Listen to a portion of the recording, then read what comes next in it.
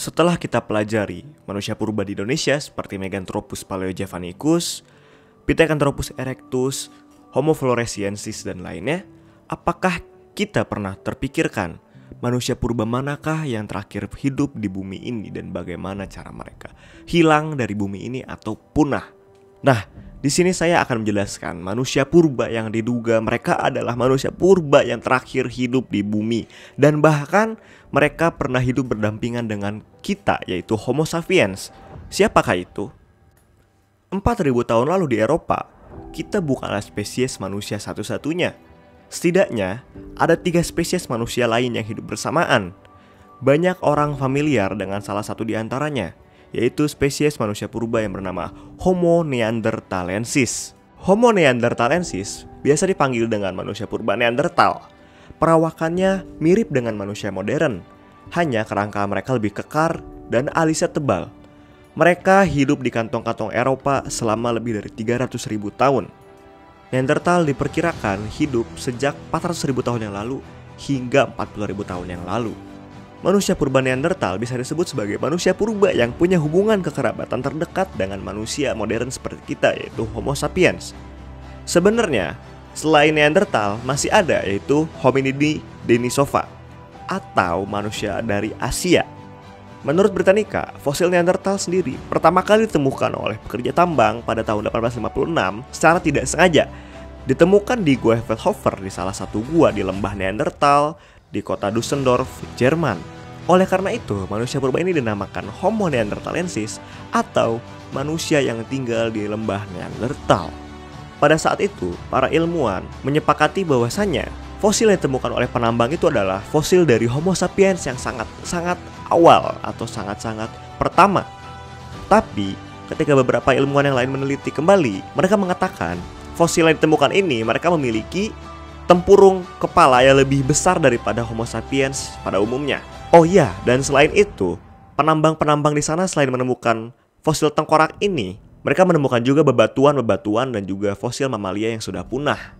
Nah, dengan penemuan-penemuan alat-alat bebatuan yang tadi, para ilmuwan mengatakan, meskipun mereka bukan manusia yang hidup pada zaman modern atau Homo sapiens, tapi para ilmuwan percaya bahwasanya Neanderthalensis ini memiliki kecerdasan yang cukup. Nah, semenjak penemuan pertama fosil Neanderthalensis ini, akhirnya para penemu-penemu ini menemukan fosil-fosil Neanderthal ini lebih lengkap di situs-situs lain dan akhirnya mereka memiliki ilmu yang cukup untuk mendalami Neanderthalensis ini.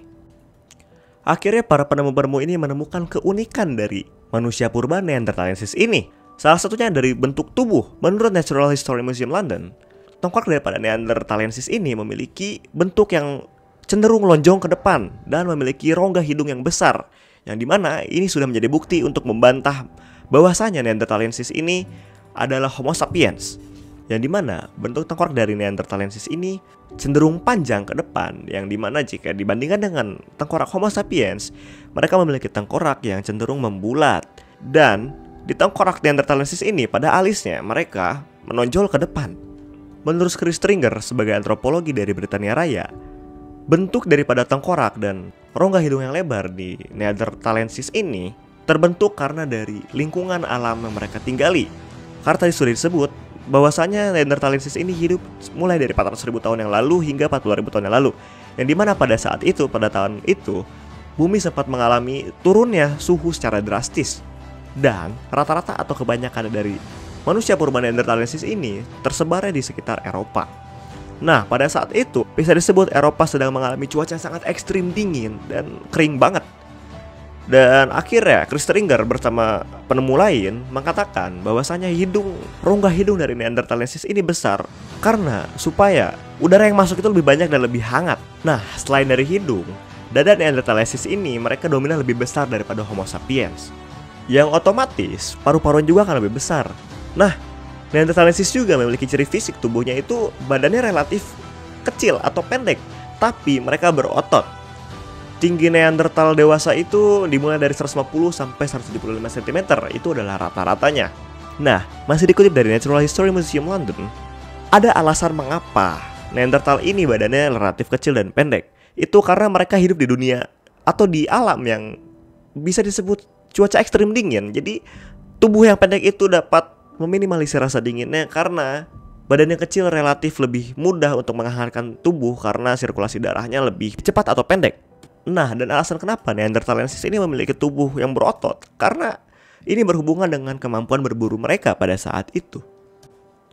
Nah, tadi kan sudah saya bahas ya tentang kecerdasan daripada si Neanderthalensis ini bagaimana karena adanya penemuan alat-alat dari batu dan adanya fosil-fosil dari mamalia.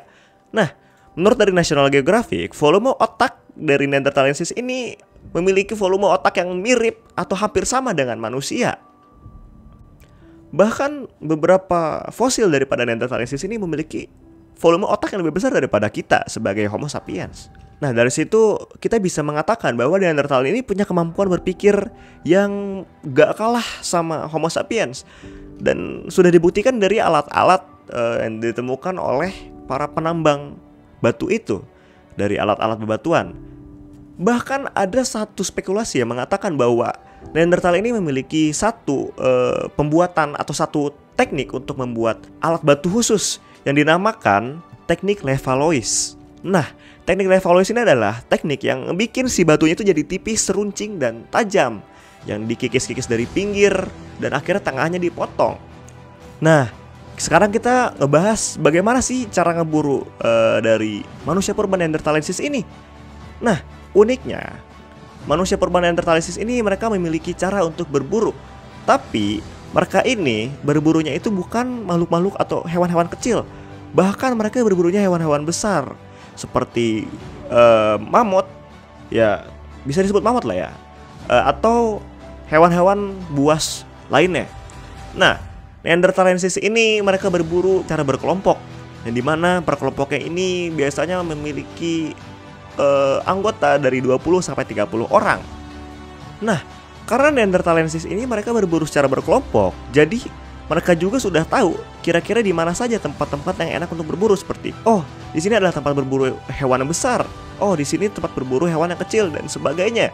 Nah, dan uniknya lagi Neanderthalensis ini mereka sering adanya pertemuan antara kelompok seperti gathering. Jadi dalam siklus waktu tertentu atau siklus jangka waktu tertentu mereka akan ada penjadwalan untuk saling bertemu dan mereka saling bertukar pikiran, maupun itu bertukar ilmu atau bertukar informasi tentang tempat perburuan atau sumber daya alam dan lain-lain.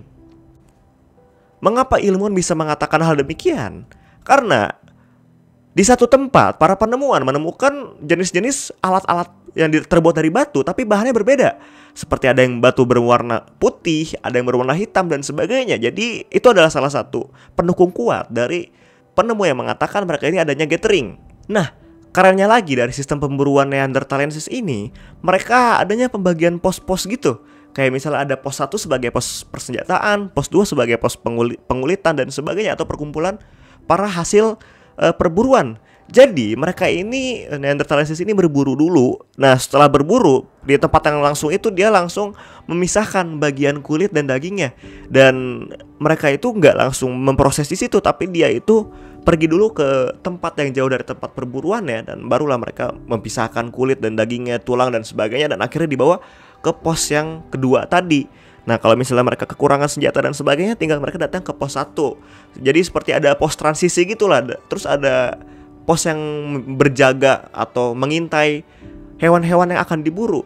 Jadi ada salah satu orang yang berpendapat bahwasanya jadi mereka ini memproses daging hasil buruan itu jauh dari tempat perburuannya karena ditakutkan ada predator lain yang mendatangi, dan akhirnya bisa saja pertempuran terjadi atau daging yang mereka sudah buru itu diambil oleh predator itu. Nah, ada juga nih keunikan dari Neanderthalensis ini dari cara bagaimana mereka kawin. Karena ilmuwan ini mereka percaya bahwasanya mereka ini sudah mengetahui atau ya mereka memahami ilmu tentang pereproduksian. Dan dimana tadi kan sudah dijelaskan bahwa ada satu kelompok lebih Neanderthalensis yang saling gathering. Nah, jadi mereka ini pada saat gathering itu mereka akan saling bertukar wanita. Kenapa? Karena biasanya pada satu kelompok itu mereka memiliki genetik yang sama, seperti itu mau dari hubungan darah ataupun persaudaraan, yang dimana mereka sudah mengetahui bahwasanya kalau misalnya menikah dalam satu hubungan darah atau kerabatan itu akan memiliki tingkatan kecacatan yang tinggi. Dan karena itu pada saat gathering, mereka ini biasanya akan saling bertukar wanita guys, untuk mereka berkembang biak kembali. Nah pada saat itu ilmuwan tuh belum menemukan hal yang kompleks atau bagaimana cara si Neanderthalensis ini berkomunikasi.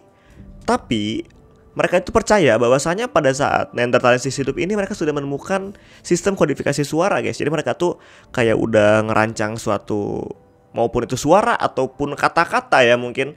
Kayak misalnya pulu-pulu itu artinya berkumpul dan sebagainya. Nah, terus kemana sih perginya Neanderthalensis ini? Kebetulan 50.000 tahun yang lalu Homo sapiens dari Afrika ini diperkirakan sudah mulai bermukim atau bertempat tinggal di wilayah Eropa Barat, yang dimana sudah pasti mereka ini saling bertemu lah. Nah, karena Homo sapiens ini memiliki teknologi yang lebih canggih, otomatis Neanderthalensis ini mulai terkikis kehidupannya, maupun itu dari saling berkompetisi dan sebagainya. Dan akhirnya mulai perlahan-lahan si Neanderthalensis ini mulai menghilang. Nah, tapi beberapa orang di tahun sekarang nih ya, di kehidupan kita sekarang, beberapa orang di Eropa Barat itu mereka memiliki DNA 2%. Mereka mengandung gen dari Neanderthalensis ini. Nah, dari gen Neanderthalensis ini ada kelebihan dan kekurangan ya terhadap orang-orang yang hidup sekarang. Kelebihan dari gen Neanderthalensis ini, mereka cenderung lebih tahan dengan cuaca yang dingin. Karena tadi sudah dibahas, Neanderthalensis ini hidup di wilayah yang pada saat itu wilayahnya sedang cuaca yang dingin sangat-sangat ekstrim. Nah, jadi banyak orang-orang dari Eropa ini memiliki ketahanan terhadap udara dingin yang lebih daripada Homo sapiens. Selain kelebihan yang sudah disebutkan tadi, sebenarnya dari Neanderthalensis ini memiliki banyak juga kekurangannya, bahkan lebih banyak daripada kelebihannya. Salah satunya adalah pada saat kita pandemi COVID. Nah, orang-orang yang memiliki keturunan atau gen Neanderthalensis ini, mereka memiliki kemungkinan yang sangat besar terhadap terjangkitnya penyakit COVID yang lebih advance atau lebih parah hanya kepada orang-orang yang memiliki gen daripada si Neanderthalensis ini. Karena kebetulan emang Neanderthalensis ini mereka mudah sakit gitu. Nah, akhirnya setelah tahun ke tahun, abad ke abad dilewati, dengan sayangnya Neanderthalensis ini dinyatakan punah. Dan untuk beberapa arkeolog yang sudah meneliti di bagian Eropa sana, mereka memang menemukan banyaknya fosil-fosil Neanderthalensis ini berdampingan dengan fosil-fosil manusia yang modern, Homo sapiens. Tapi dengan sekarang kita sudah tidak bisa menemukan manusia purba Neanderthalensis lagi. Ya, kita hanya bisa menemukan orang-orang di Eropa sana dengan memiliki keturunan langsung atau DNA secara kurang lebih 2% dari Neanderthalensis ini. Ya, jadi itulah pembahasan atau penjelasan tentang manusia purba yang diduga terakhir kali yang ada hidup di bumi ini. Jadi terima kasih yang sudah menonton, semoga hari kalian cerah selalu.